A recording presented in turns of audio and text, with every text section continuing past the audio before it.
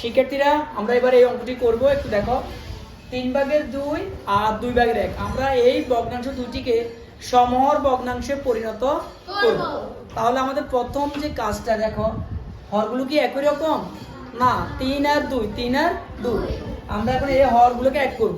তাহলে প্রথম কাজ হলো হরগুলোর লসাগু। হরগুলোর এই ভগ্নাংশের হরগুলো কি কি আছে বলো? 3 আর 2।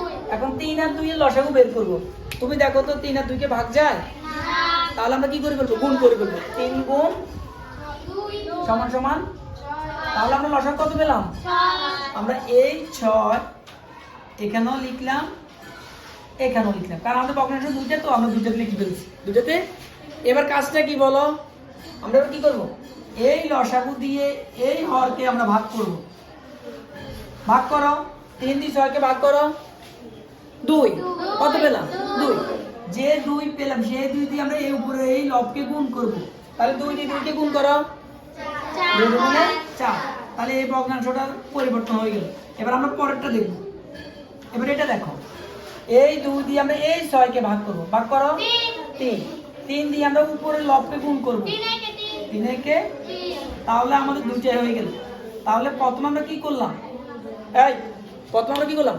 হর দিয়ে এই হরকে ভাগ করলাম, অথবা লসাগু দিয়ে এই হরকে ভাগ করলাম। হর দিয়ে লসাগুকে ভাগ করলাম, সেই ভাগফল দিয়ে আমরা উপরে লবকে কি করলাম? গুণ করলাম। এখন দেখো 6/4, 6/3 কি হয়ে গেল? এগুলি সমহর, একই রকম হর। এ কারণে এগুলোকে বলা হয় সমহর।